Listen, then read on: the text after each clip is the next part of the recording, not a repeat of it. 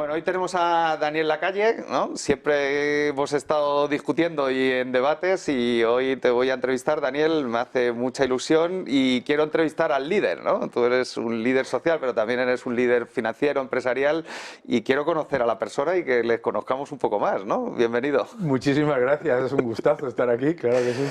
Oye, bueno, ya lo hemos hablado muchas veces, pero tienes muchas cosas interesantes, ¿no? Porque eres un personaje muy interesante. Tienes una que a mí siempre me ha admirado, ¿no? O sea, tu abuelo era ministro de Franco, tu padre era amigo de Carrillo y eurocomunista y tú sales liberal, ¿no? Claro, ni Franco ni el comunismo era liberal. Entonces, ¿cómo sale Daniel Lacalle liberal? ¿Por qué eres liberal? Bueno, pues fíjate qué curioso es, porque la verdad es que curioso es. Lo primero que yo me gustaría agradecer siempre de mi familia ha sido la apertura y la facilidad para pensar las cosas por ti mismo sin dogmatismos, ¿no? Y yo siempre digo que mi abuelo y mi padre son el espíritu del 78, porque mi abuelo y mi padre se llevaban maravillosamente, ¿sabes? Mi padre estuvo en la cárcel en la época de Franco, porque además, bueno es Lacalle, ¿no? Mi padre se negó a que le hicieran favores por ser hijo de ministro y mi abuelo se negó a que le hicieran favores por ser ministro, ¿verdad? Entonces, bueno, pues mi padre luchaba contra la dictadura mirando hacia lo opuesto, que era otra dictadura, la comunista. Y mi abuelo era un militar que lo que quería era lo mejor para el ejército del aire, etcétera, etcétera. Pero lo interesante de todo ese proceso es que en todos esos debates y en todas esas cosas que yo escuchaba constantemente, a mí siempre me chirriaba esa deificación del Estado, fuese vía el comunismo porque claro, el comunismo te vende la idea de que el marxismo defiende que no hace falta un Estado, pero es mentira, claro, porque lo que hace siempre es generar una... Bueno, ellos crearon un Estado un poco más intenso. Eso es, claro. Entonces, ¿qué es Su superestructura era mucho más intensa. Claro, entonces, ¿qué era lo que pasaba? Pues que a mí me chirriaba constantemente que todo lo que parecía absolutamente evidente, la solución fuese mucho más control estatal y mucho más control por parte de una serie de líderes mesiánicos que decidiesen todo, ¿no? Porque entonces, no lo veía por ningún lado y la verdad, oye, sus buenas discusiones, o sea, cuando yo era un chavalín en casa, además. Ya eras igual de inquieto Sí, porque yo empecé a ser, porque además, ¿qué es lo que pasa? Pues nos fuimos a vivir a Inglaterra siendo muy pequeño. Claro, yo vivía en Inglaterra y yo veía desde pequeño, yo veía en la televisión, yo vivía el invierno del descontento, el avance de Margaret Thatcher, el cambio de una Inglaterra que era un erial de control estatal por todos los lados, etcétera, etcétera. Y yo decía... hombre, no eres un analista económico ni un político. Tendrías igual que yo 8 o 9 años. Claro, pero tú piensas cómo te afecta cuando tienes 8 o 9 años y hay cosas como que esta semana te vas a bañar el lunes y el miércoles, ¿sabes? Por la crisis del petróleo en el 79. Todas las calles, yo vivía en la zona de Nap Hill, etcétera, todo aquello, y te encuentras las basuras por todos los lados, etcétera, etcétera, todo eso. Entonces, 8 o 9, a mí me gustaba mucho la música, entonces yo iba viendo con la música y con la realidad, pues que iba confrontando lo que iba pasando, ¿no? Y a los 14 años más o menos, yo recibo ya, digamos, el shock cultural más importante. Y es que nos invitan a pasar un verano en un campamento en la Alemania comunista. Un programa para vender la Alemania comunista a los pobres capitalistas que vivían tan mal y que estaba todo tan mal. Y voy yo con un primo mío y veo de primera mano lo que es la propaganda, la represión y la miseria más absoluta. Y yo, yendo a un sitio en el que además venían a vendernos lo bien que iba todo, es decir, nos intentaban enseñar todas las bondades de la Alemania comunista, volví de ese campamento diciendo yo cualquier cosa excepto eso y excepto España, porque claro, cuando yo era un chaval, veníamos de Inglaterra a España. Y todo estaba prohibido.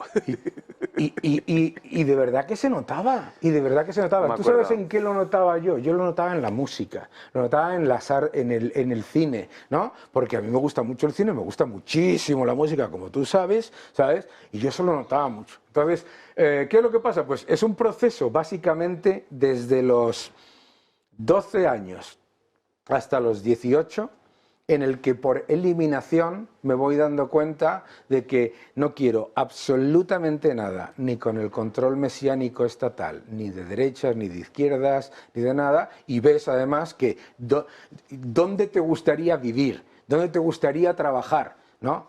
Me gustaría, claro, ¿dónde le gustaría a usted vivir? A mí en Reino Unido, a mí en Estados Unidos, etcétera, etcétera. Ya, bomba total, después de haber vivido eso, me voy a Estados Unidos.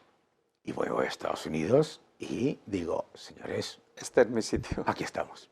Hemos llegado. Hemos llegado y claro, pues es un proceso en el que paso completamente de promesas estatales, ¿no? Oye, ¿y cómo llegas a estudiar negocios? Porque tampoco había tradición familiar, ¿no? Ninguna. Y finanzas, ¿no? Y te conviertes en un financiero tan exitoso. Bueno, ninguna tradición, de hecho. Familia de ingenieros o militares, ¿no? Mi padre ingeniero aeronáutico y a mí me gustaba la economía.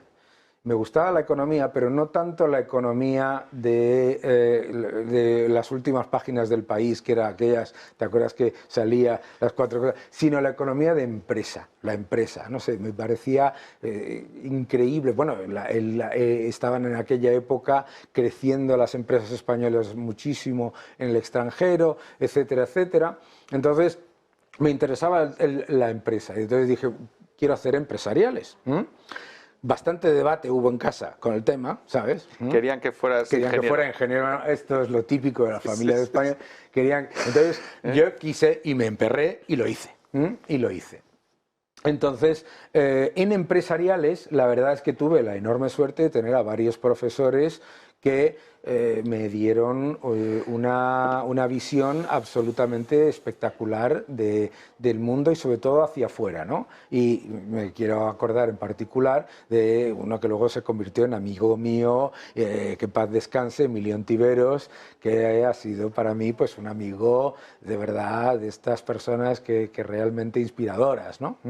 Entonces, fue por eso, a mí me gustaba mucho el tema de las empresas, entendía que las empresas eran lo que generaba la diferencia, ¿no? Yo me acuerdo estar en Los Ángeles e ir pasando por la carretera que te lleva desde el LAX hacia el centro, ir viendo a un lado y al otro esos grandísimos edificios y decir, joder, es que esto es lo que realmente es lo que merece la pena. Y todo, claro, obviamente, pues desde muy naif o a lo mejor poco desarrollado, pero es algo que me gustaba, ¿no? Y sales de la universidad ya, ¿no? Enfilado y entras muy rápido al sector financiero, ¿o tienes alguna experiencia antes? No, yo empecé sí en el sector financiero, pero no desde el lado de la empresa. Desde el lado de la empresa. Yo entro, salgo de la carrera, tengo la enorme suerte, porque cuando yo termino la carrera, en España hay un 23% de paro. Yo tengo la enorme suerte de ser bilingüe. No había ni Telepizza, ¿te acuerdas? Bueno, va a haber Telepizza, no había. Ahora dicen, no, es que estamos mal, digo, bueno. No había nada. Y además era paro de que cuando te vas al paro, te vas al paro. Sí, registrado. Entonces, me acuerdo que tuve la enorme suerte, por ser bilingüe y por tener la experiencia internacional, tuve la enorme suerte de entrar en Repsol, en aquella época se llamaba, en Petrol todavía, para que flipes, en la parte de financiación internacional, que era el principio del principio del principio. Emitimos la primera emisión de papel comercial de la historia de España, fue estando yo allí. En mercados internacionales. ¿En qué año? Pues fíjate, estamos hablando del año 92. 92. Sí, sí, empezaba el Tesoro también a emitir, ¿no? Entonces, Los ahí, bonos Matador, ¿no? otra de las personas que han sido para mí como pues, un mentor, ¿no? El director financiero de Repsol de aquella época, Carmelo de las Morenas, Óscar Fanjul, que era presidente en aquella época, que convirtió a Impetrol en Repsol, todas aquellas personas que tuve la enorme suerte de entrar directamente, aunque era un chavalín, alrededor de la gente que mandaba y que además estaba llevando a la empresa de ser local a internacional, ¿no? Y en la parte, imagínate, con los bancos de inversión, con los inversores, todo eso, tal cual, y a mí eso me encantaba, me encantaba, me encantaba. Tuve entonces la oportunidad de dedicarme durante un tiempo a exportación en Oriente Medio y África, y eso para mí fue una experiencia impresionante. En la época en la que todos estaban en guerra, yo iba por ahí con mercenarios como guardaespaldas. Pero estabas en Repsol todavía. Estaba en Repsol todavía, etcétera, etcétera. Y entonces me sale una oportunidad, yo estuve casi 10 años en Repsol, estoy en presidencia con Cortina, en relaciones con inversores, con Jorge Segreyes, con toda esta gente, con Ramón Blanco y antes con Fanjul y todos. Y lo bueno que fue es que con toda esa gente iba generando buenas amistades. Y me salió una oportunidad, estando en Enagas, porque yo me fui de Repsol a Enagas. Y estuve allí con otro mentor mío, con Antonio González Alid, una persona maravillosa, y allí me salió una oportunidad para irme a la City. Y entonces, imagínate, ¿vale?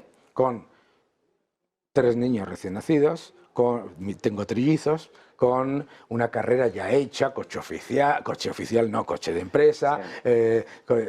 Una dirección con gente trabajando para ti, tal cual, no sé qué, no sé cuántos, y cojo y hago ¡bum! Y hago un giro de 180 grados porque era lo que quería, gracias, entre otras cosas, a una pareja, mi mujer, Patricia, que estaba completamente orientada al mismo objetivo, ¿no?